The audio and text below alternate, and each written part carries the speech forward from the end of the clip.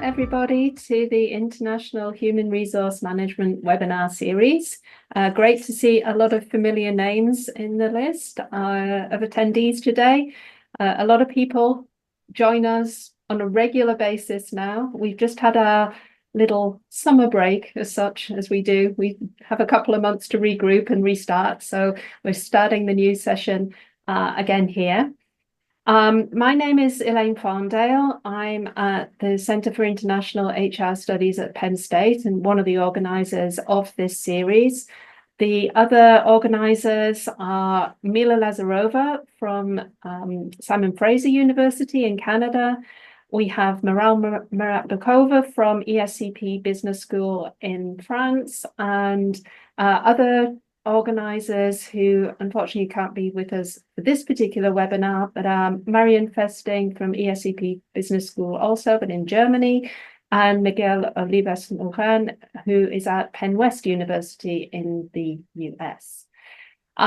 So a lot of you will know the history of this webinar series. It started in 2020. There was something going on that year. I don't remember what, but anyway, it stopped us going to all of the conferences and everything. So we set this up as an opportunity for people to still have some keynote input into their research and teaching ideas. So essentially, it allowed us to stay connected.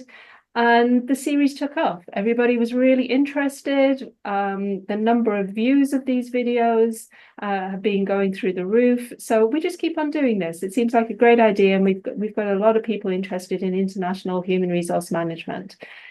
We have a YouTube channel.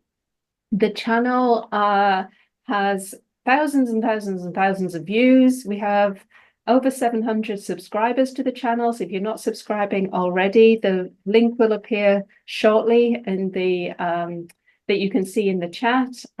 Go subscribe and see the recordings of other webinars if you haven't seen them already. But today, let's get to today's business. This is webinar number 32.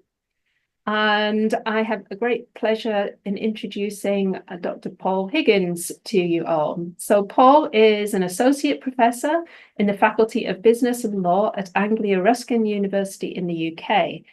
His research interests are particularly striking as he straddles public policy, human resource management, and leadership.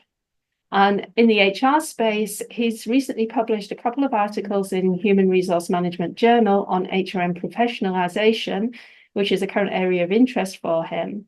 And he's also currently conducting research exploring the changing quality of life conditions at the local authority level across England over a 20-year period, so the public policy piece. Earlier this year, Paul published a paper in Human Resource Management Review, and that paper really caught my attention as it combines the fields of comparative public policy and comparative human resource management. So this article will essentially be the focus of today's talk, but the talk is titled Further Conceptual and Methodological Issues in International and Comparative HRM, Cross-Disciplinary Lessons from the UK's 2024 National Service Debate. I'm going to hand over to Paul in a moment, but I just want to remind everybody that the chat is not open, but Q&A is. So as you go through and listen to the presentation, please put your questions or comments or thoughts in Q&A. And once Paul has finished presenting, then I'll review those and ask some of those questions to Paul before we finish up the webinar. So remember, Q&A is available throughout the session. So on that note, I am going to hand over to Paul. Welcome, and please go ahead with your presentation. Okay, thanks very much, Elaine, and also more broadly for inviting me to this seminar series. It's a great privilege to have been invited. And as you say, it's basically built on the paper that I published earlier this year in Human Resource Management Review. So in today's session, I will develop some of the ideas. Basically, the paper had kind of two dimensions to it. First, looking at the kind of conceptual and methodological issues that straddle both public policy and HRM on the one hand, and secondly, the paper also noted some kind of tensions in the international and comparative domains. One that I broadly refer to as the standardisation convergence divide, and then the second, the practice and convergence conundrum in comparative HRM. So I will be drawing upon those issues, as well as expanding some of the insights using a mini case example from the national service and particularly the military service debate that occurred in the UK earlier this year in the build-up to the recent election. So welcome everybody. Thanks very much for attending the session. I hope you get some kind of insights. I'm going to take quite a broad perspective today and also keep this idea of context very much at the forefront of the presentation. So let me just hopefully go.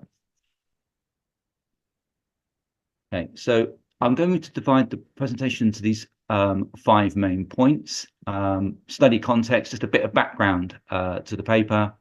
Then look at some of the dichotomies, tensions in the international comparative literature before using the national service debate to explore these notions of granularity and kind of focus in comparative study before I move on to looking at the issues of lesson learning, transfer, policy transfer, and explanation. So this is the paper that was published, and I believe there will be a link to the paper in the chat at some point. Some of you may have read the paper. I'm not going to kind of repeat everything in it in this particular presentation. In fact, I'll just draw attention to some key points and then develop some of the arguments. One of the interesting questions that came out through the review process, and I must at this point remind myself to thank Karen Sanders, who oversaw the review process for this particular article. For some reason, when I was going through the revisions and the publication of the paper, I didn't kind of come across the acknowledgements aspect. So I was kind of a little bit disappointed that I hadn't had the opportunity to thank Karen for overseeing this, plus 3 anonymous reviewers who, of course, I don't know the names of, but they were incredibly helpful. And in the second revision, a question popped up from one of the reviewers asking, well, just what was the motivation for the study? And I must admit, I didn't really answer that fully in the paper because it probably would have been part of a note to the paper, and I didn't want to kind of upset the flow of the paper. But I thought it was something that I should just draw attention to here because it will give a little bit of background about where I was kind of coming from. So at the time of this particular paper, as Elaine mentioned, I was also working on professionalization in a kind of comparative context through the sort of lens of convergence and divergence.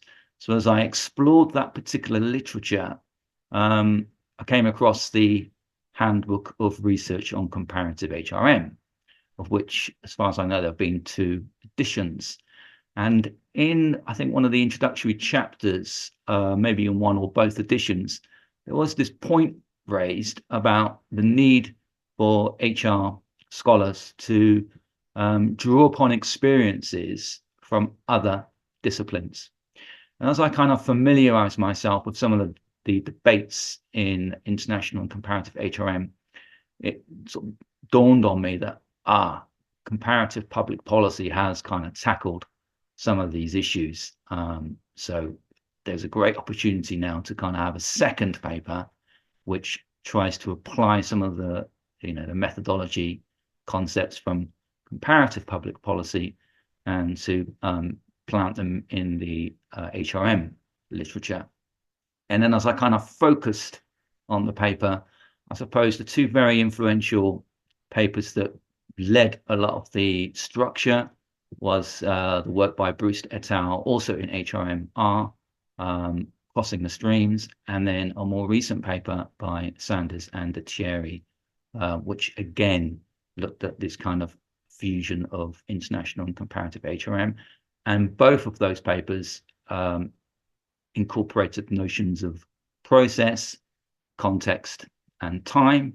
And so as a kind of a reflection of that, I also incorporated those elements towards the end of this particular paper also. So that's kind of what happened. And I did sort of find it quite tricky to kind of explain all of that in the actual paper. So it's just my opportunity to say, well, this was where it kind of came from. So on this particular slide, you can see at the start, I've got this 6 dichotomies, and I've kind of put a question mark because they're not necessarily always kind of opposites. Some maybe more so than others. So there's sort of 6 themes that I'd just like to kind of reflect on.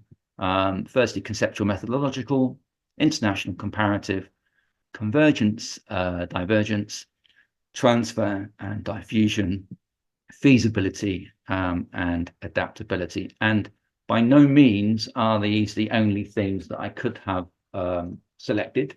In fact, as I developed this terrain, maybe in the comparative public administration field, I could also split between, you know, policy and versus administration, means and ends, confirming cases and infirming cases. So there's quite a lot of themes that have this kind of binary distinction, but sometimes, particularly the first one, they are not necessarily opposites, they're kind of approaches. So the conceptual methodological dimension, I think, within this international and comparative field really is focusing on this notion of context.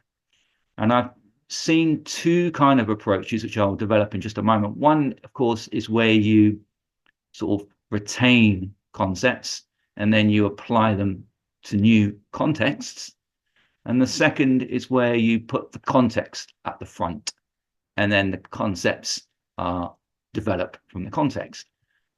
The third approach is a kind of what I would say is like the middle way. And it's a kind of a bounded variability approach, or an attempt to create functionally equivalent concepts. So the first 2 are, I guess, the sort of classic boundaries of this topic. And then I think from a more pragmatic perspective, sometimes also you can seek a middle way between the 2. So these themes will become, will be sort of prevalent throughout this presentation.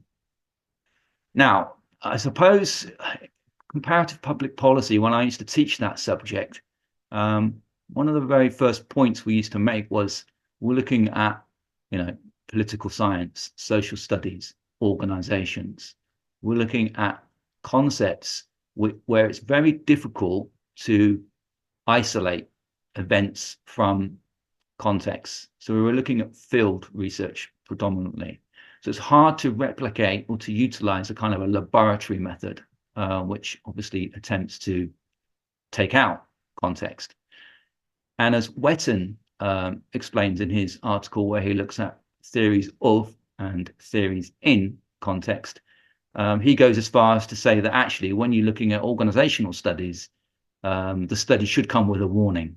And the warning is that the utility of the explanation provided is limited by its contextual range, which is currently specified as, and then you detail the context in which you are operating. So on the one hand, we have a very kind of emic approach, and on the other, we have a kind of etic approach. Now, when I think about these 2 different approaches to research in international and comparative studies, it draws my attention to this idea of systems thinking, and particularly open and closed systems. And this is where, as Elaine mentioned before, I'm sort of familiar with some of the literature in leadership studies, which looks at complexity leadership. What I'm sort of getting at here, and it's something I'm thinking about as I consider kind of a new version of this paper in another context, is that for certain scientific products, machines, which may well be very complicated, they have a kind of a coherent, internalized technical rationality. They are part of a system operated and controlled by kind of cybernetic feedback approaches, but they're self-contained. So on the one hand, when you're applying science to systems, it kind of works, and it should work. Otherwise, things like cars, washing machines, and these other machines, complicated machines that we use, wouldn't function. So the science must work at that level. And also, they are self-contained. And that's very different to open systems, where we move into a more kind of complex circumstance. So when you look at the leadership material on complexity leadership, there's a distinction between complicated things, but they're technically rational, versus complex things, which are open and in some sense have system irrationality. And I remember listening to a podcast between two scientists, one from physics and one from biology, and they were looking at sort of future challenges in their respective domains. And I remember there was a phrase that the biologist used, something along the lines, this is not a direct quote, but something along the lines of, biology is more fiendish than physics. And I did like this use of the word fiendish. And the scientists drew attention to things like COVID and COVID variants. And the idea here is that biology it works less on a kind of system principle. It may work on an evolutionary principle, and yet it may not have predictive value. So there's a kind of a tension also between kind of predictions and explanations and evolutions. So when in another domain, in economics, people were talking about, the financial crisis, raising the question whether this was a systematic problem, event, or whether it was something beyond a systematic event. And a quote, a scenario that people always kind of refer to here is when the late Queen Elizabeth asked a team of global financial experts, apparently, why did no one see the global financial crisis happen? And I think the point that was kind of being got at here was that this was supposed to be a system error. And therefore, we have to re-regulate the economy, rebalance the economy. We need to go back. We need to kind of go back on a feedback loop, versus a competing range of economists who explain that, no, this is not system rationality. This is a open system, and regulation will simply be innovated out. People will get around the regulation. So a lot of the sort of financial products that were contributing factors in this crisis were seen as not systematic elements within that economic scenario, but means, the fiendish kind of these devious methods of getting around the regulation. So the idea of a system kind of accommodates this notion that we can control the context as far as the boundaries of that particular phenomenon we are looking at prevail. So that's one kind of thing I'm going to just keep in our mind, this notion between a closed system and an open system. Think of a CD player. Now, of course, I'm showing my age here. I mean, a battery-operated CD player, which is a machine, well, as far as I know, should work anywhere in the world. Okay, so it's internally coherent. If it malfunctions, we can probably find why it's malfunctioned, and then we can have a technical resolution to the problem. Now, as soon as we interact this machine to its context, to a broader environment, for example, plugging it into electricity supply, we encounter a problem potentially. We may need to use an adapter. So if we transport this machine around the world and want to plug it in, so it's now not system coherent because we are engaging externally, we need to use an adapter. And the very use of this word adapter, of course, will parallel with the notion of adaptation in the CPP literature. consider a mobile phone, and you can use that for a lot of functions as an internally coherent system. And then if you travel abroad and you want to connect to Wi-Fi, well, a whole range of problems can occur because you're now interacting with the context. You may have to subscribe. You may have to buy a new SIM card. You may have to deal with VPN access, etc. So I'm going to keep this notion of closed and open systems sort of back of our minds. I'm going to draw upon them in several different ways. But I think the main point I'm saying is that for some things, we really can, the systems, the products, the machines, we really can apply science, and we can be quite sure that it will work. Otherwise, our products will malfunction. And it's when we consider the broader implications of those machines, you know, on the wider world, that we have to then accommodate context. And of course, in organization studies, context is quite prevalent. So in the general literature, going back to those two main themes, we have theories in context and theories of context. You've probably seen these types of phrases. So on the sort of two sides of the fence, the context embedded versus kind of effects. The one I want to draw attention to here is this notion of replication studies, where you basically use the same sorts of techniques, concepts, etc., but apply them to a novel context versus a situation where the context informs case selection. Now, here's a question for you, for the viewers. Well, I've got I like the phrase replication. So it's quite a nice, it's quite crisp phrase, replications. I'm not sure if there's a similar phrase for context informs case selection. It's a little bit wordy. I'm not sure there's a sort of nice, sweet summary that we can use to capture what I'm getting at here. So controlling for context versus context somehow being at the forefront.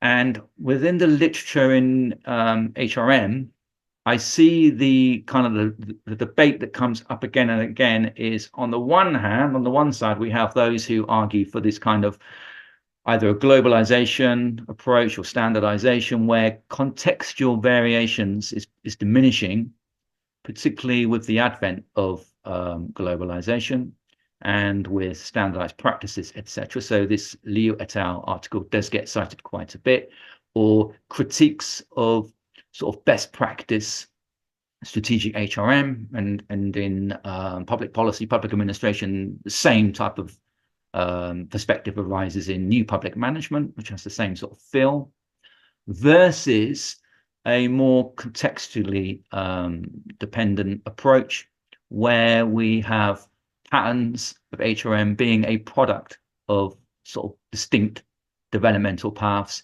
history, which vary by context. So these are the sorts of the two extremes, and we see them again and again in HRM, and not only in HRM, in all sorts of disciplines. So we have, on the one hand, kind of context independent and context dependent, or in Wetton's article, borrowed framing, so in kind of imported framing versus a local framing. And then the sort of more technical approach, nomothetic versus ideographic approaches. So going back to the point about why did I do the paper, and I chose comparative public policy, probably with a bit of work, you could also apply some lessons from educational psychology. And in educational psychology, there is a distinction between context independent learning styles, which are a preference of how people learn, versus a more context dependent learning approach perspective. So, as you probably are aware, in the learning styles literature, students are often asked, well, how do you like to learn? And, what's your preferred style? And the students will say, are you a visual learner, or auditory, prefer to read, kinesthetic? And the learning approach simply says, it will depend. It will depend on the task. It will depend on the context. So a student preparing a multiple choice exam will likely use a different approach than a student preparing for a dissertation. So These ideas of context, of course, they're not exclusive to HRM, nor public policy. We see them again and again, and as the handbook on research explained, there are lots of domains that we could use to explore and sort of have cross-discipline insight. So I chose comparative public policy. And one of the reasons I chose comparative public policy, of course, because I'd been teaching it previously, but also because in some respects, it really does put context at the forefront, and it has done that.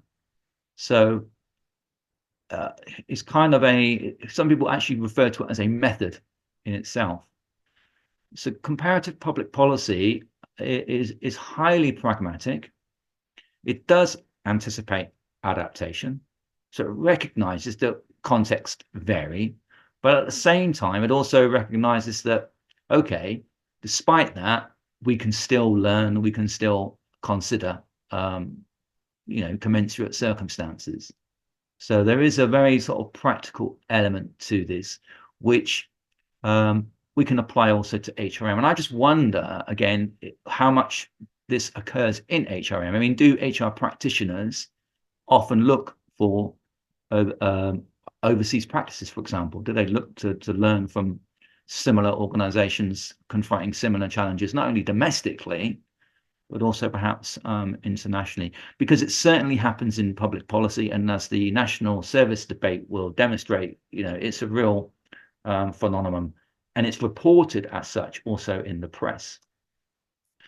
So contextualized comparative public policy, again, another parallel here, really has moved beyond simply looking at similarities and differences to also looking at convergences and divergence, but also away from merely describing phenomenon to trying to explain. So rather than looking at, well, what's happened, how did that happen, but also why did it happen? And when I look at some of the HRM literature on context, particularly, it is often now made the point that we need to go beyond description. We also need to look at, explanations. And as I mentioned to you before, explanations may not necessarily mean predictions, because biology's evolutionary processes can often explain when we look back, but they may not be very good at prediction. So there is a subtle difference here. So descriptive comparison, simply comparison, similarities and differences. Analytical comparison in CPP, comparative public policy, why these occur. And often, particularly for the convergence divergence issue, we need to incorporate a time dimension. Now, second theme, international comparative. Now, the two statements that I really like here on this slide, this is why I put them on there, the two at the bottom here, because I think they really grasp to the heart of the distinction. So as Cook et al. Explain, comparative HRM, the organizations need not necessarily link to the same organization or even the same global value chain. So they're potentially distinct entities. Whereas, as Sanders and DeChiri's quote says, whereas international HRM captures interaction of home and host countries, comparative covers comparative countries. So the important point here is the contrast between interaction versus kind of unit independence in a way. So we don't necessarily need to have a relation between two organizations in comparative, whereas it's kind of part and parcel of international HRM. Now, when I take those ideas and look at them in the context of public policy, on balance, although I didn't say it in the paper, because I was a little bit concerned if I say this, it's going to throw open a can of worms. But probably on balance, comparative HRM is closer to comparative public policy. Comparative public policy is a bit more like comparative HRM. Why? Because we are looking at comparisons of sort of separate entities. In contrast, international HRM is probably closest to something like international relations, because we're looking at interconnections here. And in international relations, we often come across concepts like conditionality, bailing out, compulsion, maybe geographical proximity, shared history, etc. So there's a more of a kind of relational perspective to international relations that's not necessarily true of comparative public policy. Keep this in mind as I move to the next point. At the same time, whereas HRM has, the domestic HRM has its international variants of comparative and international, public policy doesn't really have international public policy. It only has comparative public policy. So when we look at the international aspect of public policy, we either move to international relations, which is a slightly different discipline, but we could also look to this other domain highlighted in white, DA, developmental administration. So developmental administration and industrial and international relations, not industrial relations, international relations are probably closer to the spirit of international HRM, whereas comparative public policy, comparative politics, and comparative public administration are probably closer to the sort of spirit of comparative HRM. But for the purposes of the paper, took CPP as the kind of like the main domain, mostly because of its kind of methodological properties, which I thought were really quite useful. But strictly speaking, it's probably, you might be stretching it a bit far on its international aspects. Third point, convergence and divergence, plus the question of, well, why? Now, I noted here, looking again through the literature, that HRM tends to be quite sort of like hot on this topic in a way. We have final convergence, we have convergence, we have directional convergence, we have stasis, we have divergence. And of course, on the divergence aspect here, it doesn't necessarily have to mean that things are moving apart necessarily. It just means that they're sort of not necessarily getting closer together. So one might be moving and then the other one is kind of maybe standing still. There could well be, I don't know, I have to think about this, but there could be some sort of phenomenon sort of falling behind, where you're sort of going in the same direction, but you're lagging in a way. So you might have some kind of issues where it's quite difficult to, because this kind of convergence is a more sort of conceptual idea, whereas sometimes you might feel that we're going in the same direction, but they're just going ahead far more quickly than us. So we're kind of falling behind in a way, but conceptually we are moving in the same kind of along the same path. Another kind of thought I had was this notion of budding convergence. Now, what do I mean by that? Originally, I had latent convergence, but that was going to give the wrong impression. So budding convergence is perhaps where you need to go down to the kind of the agents and say, well, it appears to see that you're not converging on this topic. But when you ask them why that's the case, they could respond, well, we want to, but we can't. So let me give you an example. Going back to COVID, you may find that a solution to COVID is to try to have a vaccination program. So you might find that countries, as they try to escape COVID, introduce vaccination programs. And some countries did that and did it very quickly. Other countries maybe didn't do it. And why didn't they do it? Well, maybe it was only because they couldn't get access to the vaccines. So they would want to do this, but they're just not able to do it. So there's a sort of sense in kind of like, well, we have to be careful sometimes when we might consider a phenomenon as having converged or diverged. But when we look at the reasons behind why it has or hasn't, we may unpack a slightly more detailed picture. Aside from those kind of elements of convergence, I think the more profound point here is, well, what's going on? What do we actually mean by convergence? Does it simply mean copying something where you are conscious of this process? We like the idea of that. We'll do that. So we're gonna copy. We're gonna mimic. Or are we getting at some kind of process that is more deterministic, more kind of inevitable? And if you look at the quote that I put in the paper by Stone, it takes the latter perspective. Convergence is a macro level idea to describe a pattern of increasing similarity in the economic, social, and political organization between countries. Now, taken to extreme, it would mean that we've identified some kind of law-like property. There is an inevitability. And I think in the HRM literature, I'll just quickly refer to notes, where I see this happening is where people refer to, Galbraith and the idea about sort of technological transformation, about whether if we haven't got a lot of scope in management, that our decisions are quite confined, then you may well find that there are sort of trends that we can identify, give us enough time.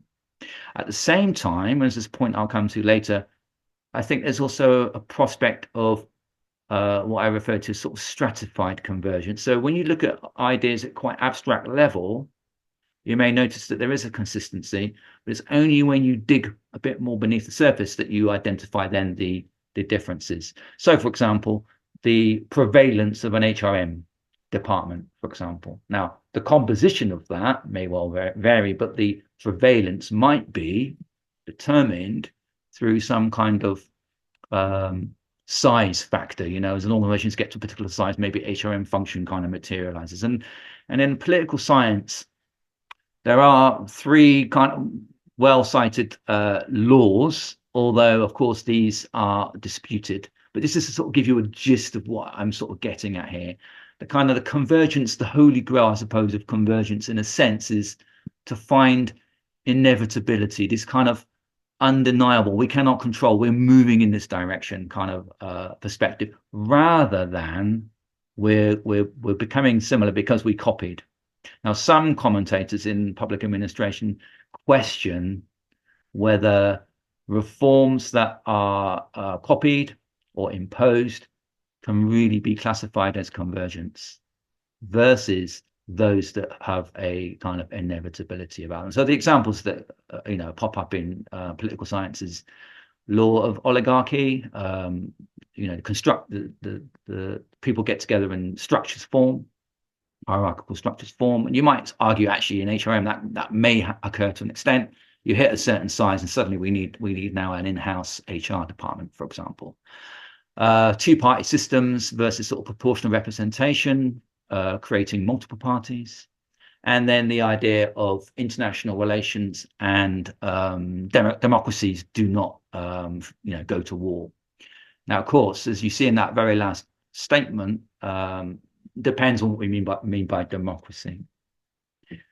Other examples, again, going back to biology, aging.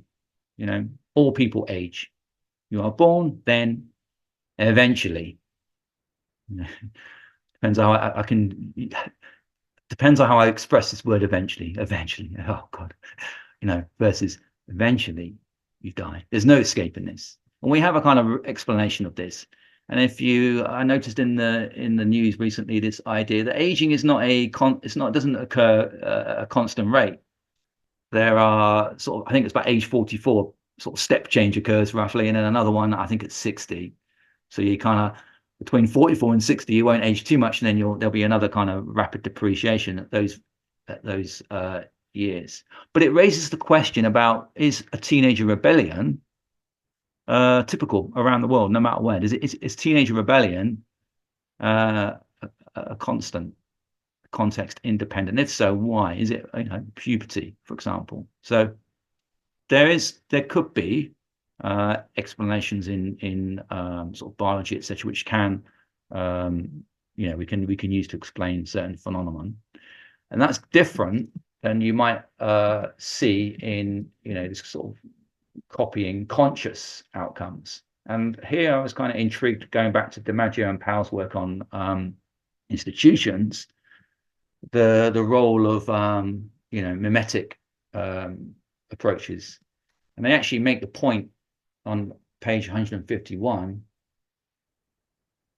that Japan's modernizers at that point, the imperial government, they looked overseas, they looked to see what other countries were doing, and then tried to pick the best of different parts of the world. So army and police in France, navy and postal system in Great Britain, and banking and art education in the United States. Now, according to some of the critiques of this idea that these forms of convergence, if you like, are actual convergence because they are consciously occurring versus some kind of inevitability outcome.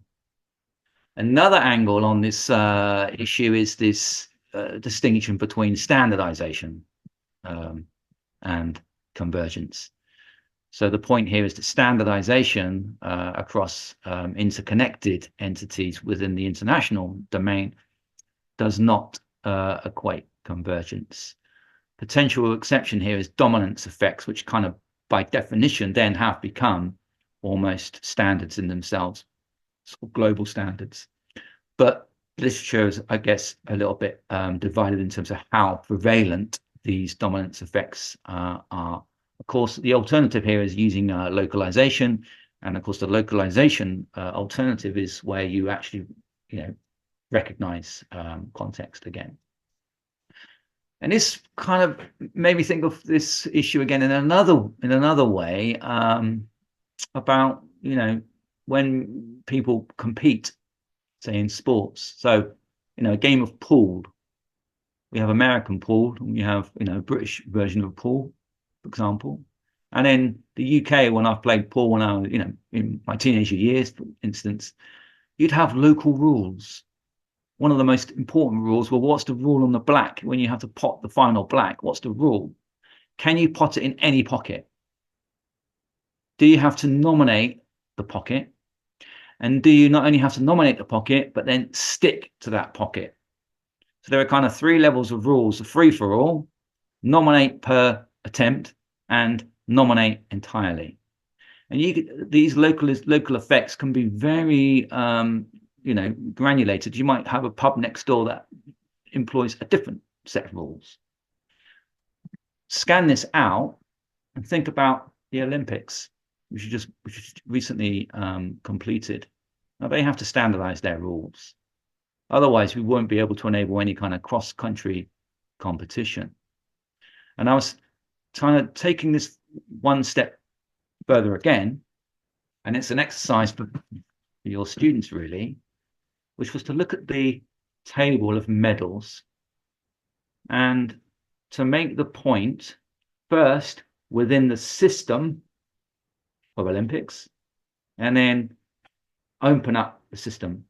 So you've got like going back to that distinction between kind of closed and open. So in the open, within the closed system of the Olympics, if I said to you, well, make the case for why your country won the Olympics, you might have to play a little bit around with how many points. So at the moment, they're ranked by gold, essentially. So gold matters. But you can look at a few of those countries, think that was a bit unfair because some of those countries have kind of got a lot of medals, just they didn't happen to be that many goals. So, for example, France comes to mind here, 64. So in a way, France would be sort of positioned 4th if we looked at total medals rather than only golds. Likewise, you could make the case for, well, let's break these sports down. Some of the sports are individual sports, weightlifting, for example, versus, say, football, 11-a-side. So we could say, well, if depending on how you got your golds, did you get your golds for a team sport? In which case, we can give each individual member a kind of reckoning. We can weight them by size of the teams. So that might also adjust the table. So within the actual system of the Olympics medaling, we can make a few adjustments. But if we move outside the system and say, well, now let's bring in more context, we might be able to make the point. And in my case, Great Britain, clearly everyone's looking at it and say, yeah, Great Britain won without a doubt. Why is that? Well, 65 total count. Well, that's already 3rd. But then one adjustment, population, bang, we're top. Because what are we? 5th, 6th of America. So multiply by 5 or 6, they should be up to about 300 medals according to this. So obviously Great Britain won. And what's that? I hear someone say, shout out at the back, France, similar population. Yeah, well, the thing is with France and using a qualitative interpretation, well, they're on home soil. So they had the home advantage. So they obviously cheated. So we can deduct marks for them as well. But if you wanted to become more sophisticated again, you could also then bring in things like conversion rates. Well, how many medals how many competitions did you enter? How many did you win? Or demographic features, age, population structure, or economic factors. Now, you might look at this as saying, well, this is kind of ridiculous. But then again, think about what happens in league tables of universities. It's not a million miles away from this. The only perhaps distinguishing factor is really whether you have the rules established up front in a kind of a Hayekian sort of justice interpretation, or do you consider the circumstances after the event and then make adjustments? So context internally within the system of Olympics versus broadening it out and considering extra factors. Fifth point is on the interrelationship between policy and HRM. I think this is also important. It's how does something like standardization become potentially convergence? And I noticed in some of the literature that I read, there was a call more for, we need to look at maybe more policy arena, because it's the policy arena that makes the rules and that creates the institutions. And of course, institutional factors are often part of the explanation about why context matters. In fact, some people would argue that institutions matter more than, say, culture, because they are, necessary. They must be followed. So the policy domain can help convert a lesson into a law in a way. So this is the interaction, I think, of policy and HRM. So transfer of practice, if it kind of attracts a particular context and it moves up the political chain, it may form part of the agenda, and then it could well become diffused across the locality more generally. So there is also a sense in which these two domains interact. Another final one is on this issue of feasibility, closely related to adaptability. So obviously in context, things may not work in another context. And the sort of typical example here, extreme example in a way is when you go on holiday, when you think, oh, I just had a lovely holiday in, I don't know, Portugal or somewhere, lovely sun, I wish we could have that back in the UK. But you can't do that. It's not feasible. You're not going to be able to adjust. Or as I was in UK, the time varies across the UK from about 4 p.m. gets dark in the in the middle of December through to about 10 p.m. in the height of summer. There's quite a broad range. Whereas in Hong Kong, it tends to be, as an alternative to Hong Kong, it tends to be all year round about 6 to 7.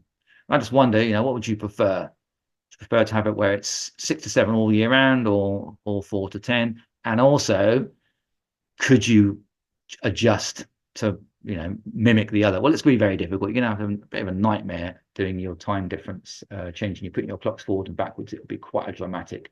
So sometimes really you cannot adapt. It's beyond adaptation. Now, this idea of adaptation raises another point, which I didn't really dwell on in the paper, but it's come to my mind, is what are we comparing? So let me give you an example here. You may look at those two, the picture on the right-hand side. You might instantly recognize what they are. Well, they're travel cards in a way.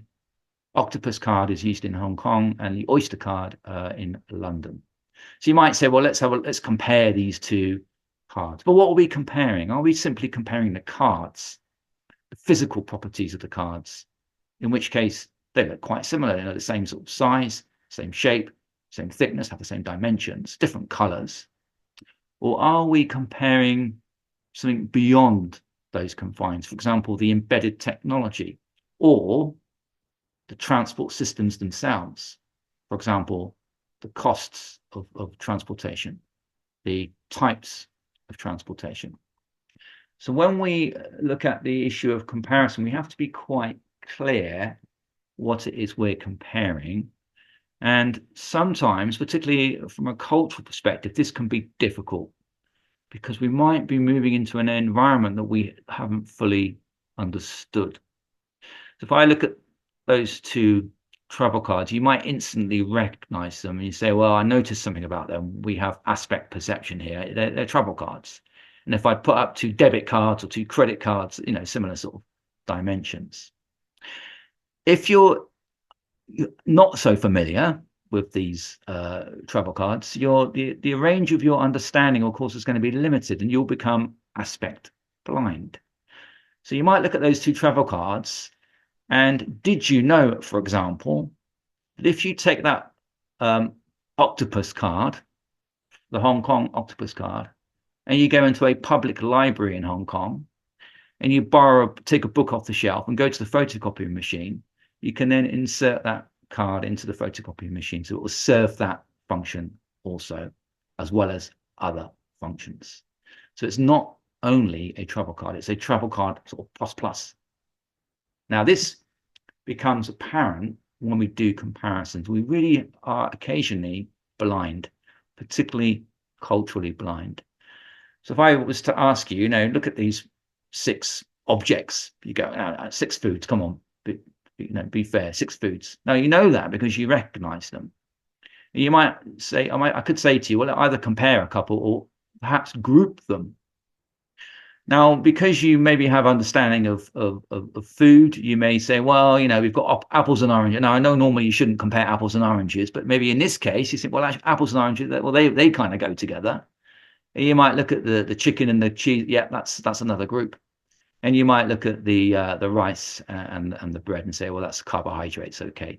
Now, because you know this information, but to someone who has not seen these items before, they may well group them in the same way, but for different reasons. For instance, they may say, well, look, the apple and the orange, they're kind of round. This is a bit more jaggedy.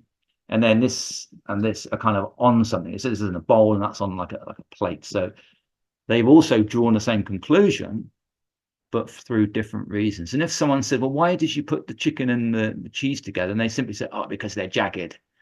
You may say, well, that's ludicrous. That's not the reason. But then look at this set. If I said to you, okay, so now when you go to the rest, which of these would you order? And you go, hang on a minute. And if I said to you, now compare these, how are you going to group them? Now you are more blind, and you might have to rely on simple shape formations. So you might, okay, these two are a bit jaggedy.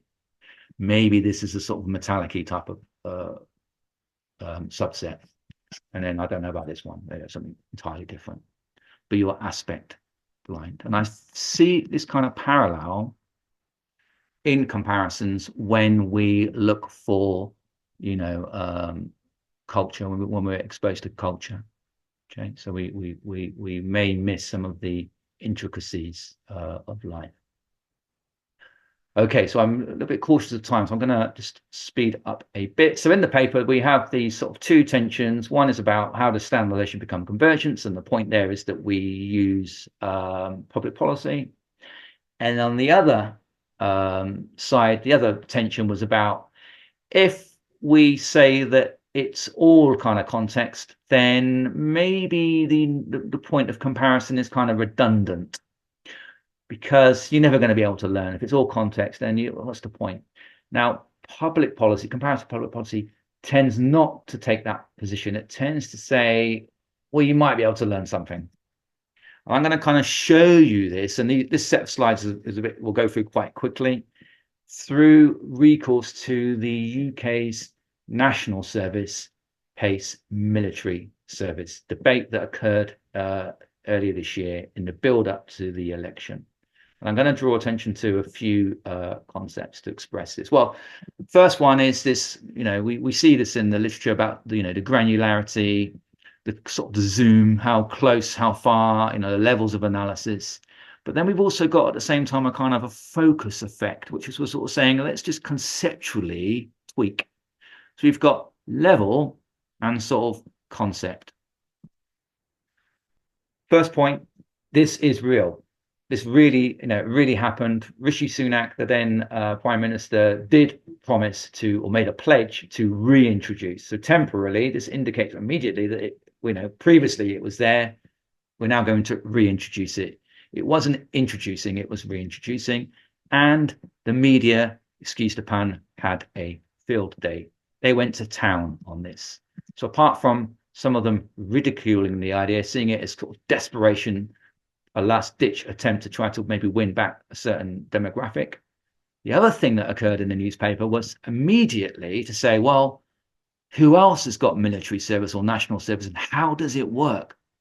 So immediately in this terrain, you notice this use of comparison, and also the language was very close to what we might experience in the actual academic literature.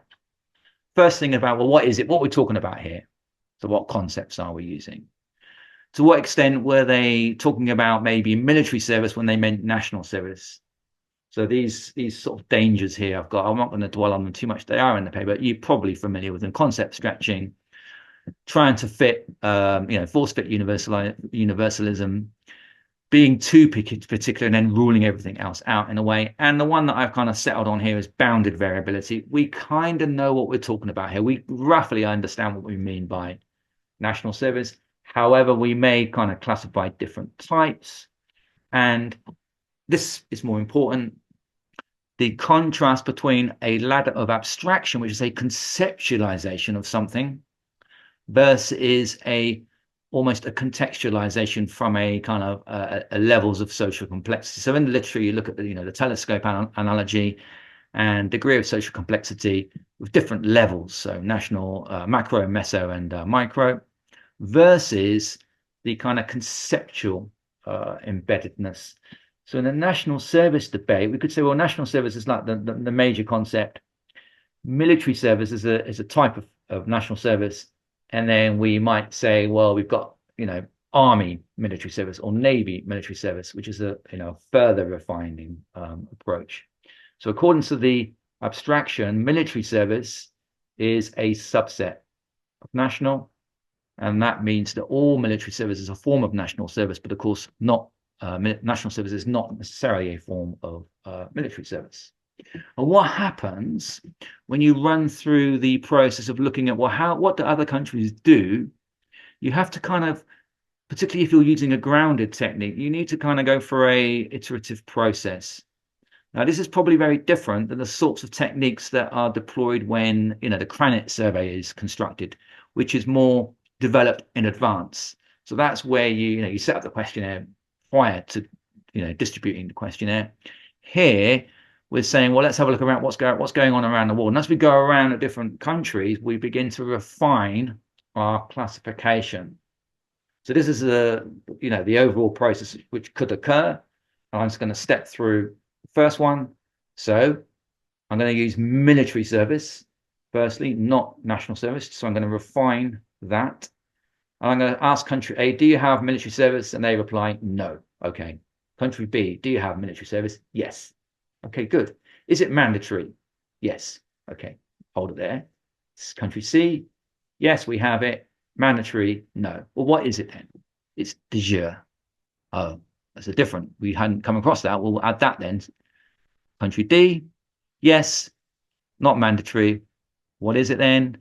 It's voluntary.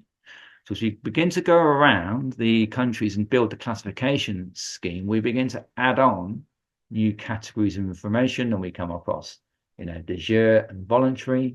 We find another country that says, we have both. It's mandatory for some and voluntary for others. Okay, so we have to add that. Another one which suggests it's selective. Okay, so we add selective into our copy. And then we might finally say, well, we're only interested now in comparing those which have military service. And as we build up our classification scheme, we create a table where that first set of information is all underneath the system aspect. And then we might repeat the exercise or run it concurrently about the coverage, demographics, etc. Now, what's important about this initial classification scheme is that it could have implications about why do certain countries have military service? And do we need to control more for context? So we might say we're only going to look at those with mandatory military service of a particular length of time, rather than those that have military service, per se.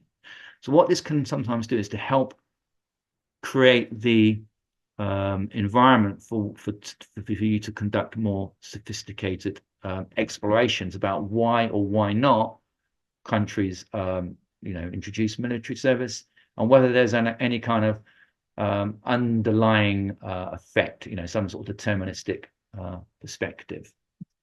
I'll kind of come back to that if I have time. In the meantime, Paul, I'm just going to interrupt you. I'm very sorry to interrupt, but we are actually out of time. okay, yeah. If you're able to make a few concluding remarks, please. Thank you. Yeah, sure. Okay, let me just switch to it. We weren't too far away. Yeah, so if you could just see here, so, explaining why people may or may not use military service, what you noticed here is they really, in the German example, they really were modeling a scheme on other countries that happens. And the second point to say is when you looked at the reasons why there was kind of concerns about not doing that, cultural explanations came up, and also kind of institutional constraints. I won't have time here, but it might be something that I can maybe pull up on the Q&A, is then when we look at why countries are or not adopting military service, we will often have some sort of theories about why it might be the case. And then there are strategies, which I draw upon in the paper, about the selection of cases to try to explain why. And I'll leave this slide up on here because those potential explanations could not only feed into something like a most similar or most different research design, but they might also be used in sort of qualitative comparative analysis, which is a kind of development of those fields.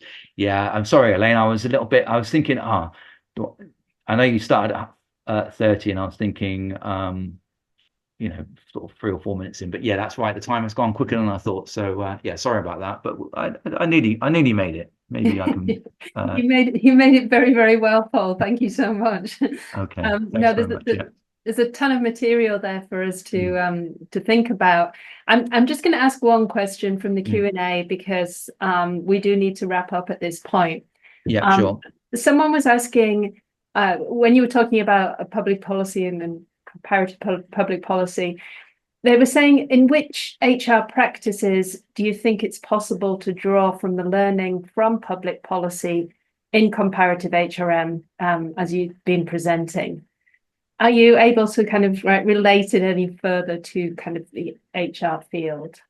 Yeah, I think where I think that maybe the two kind of lessons can be learned. Firstly, where you're looking at trying to see how maybe initiatives that occur on the ground in HR, how they may move up and become part of the agenda, and then in order to convert them into kind of regulations or institutions and laws and those sorts of things, they do need the assistance of public policy, because that's the actor that will convert fads and initiatives into policy, and then that itself becomes part of the institutional landscape that then reshapes the context.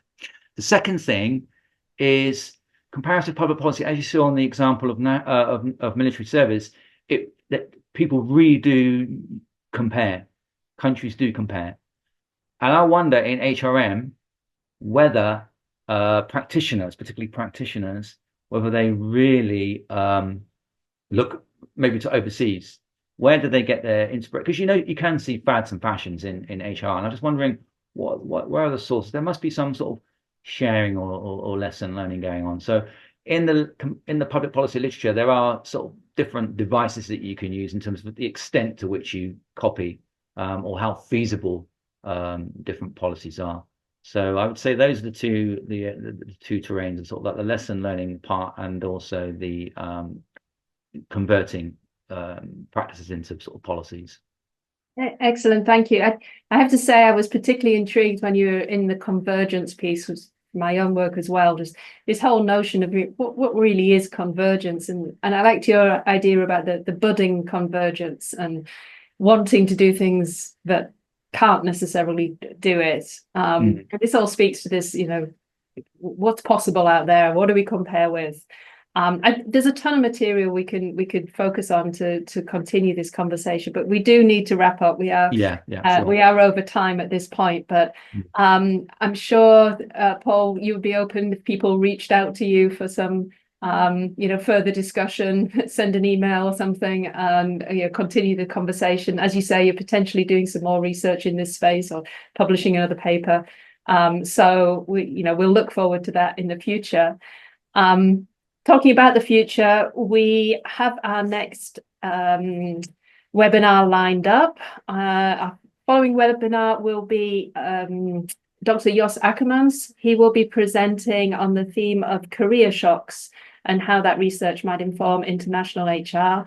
There is a link in the chat currently to sign up for that, and that's going to be on the 20th of November. So we are shifting to doing presentations every 2 months rather than every month as we had done previously.